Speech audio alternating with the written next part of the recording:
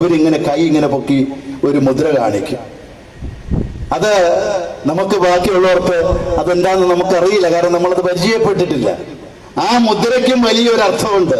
ആ സല്യൂട്ട് എന്ന് പറയുന്ന തോളിന് മുകളില് നമ്മുടെ ഈ ചൂണ്ടുവിരലിന് മുകളിലേക്ക് പൊക്കിക്കൊണ്ടാണ്. അതിന് സ്വർഗീയ പൗരത്വത്തിന്റെ നമ്മൾ അവിടെ അവകാശപ്പെട്ട പൗരന്മാരാണ്. അതോടൊപ്പം തന്നെ മാനവും മഹത്വവും ഞങ്ങൾക്കല്ല, അത് സർവശക്തനായ ദൈവത്തിനുള്ളതാണ്. മാത്രമല്ല, ഞാൻ മാത്രമല്ല ഇങ്ങോട്ട് പോകാനുള്ളത്. നമ്മൾ പരസ്പരം കണ്ടുമുട്ടുമ്പോൾ ഇത് കാണിക്കും. മറ്റുള്ളവനെ കൂടെ ഞാൻ പോകുന്ന കൂട്ടത്തിൽ ഈ സ്വർഗീയ രക്ഷയിലേക്ക് പങ്കാളികളാക്കി കൊണ്ടുപോകാനുള്ള ആ വലിയ ഒരു ആഹ്വാനവും കൂടി. അങ്ങനെയാണ് എന്താണ് പറഞ്ഞത്.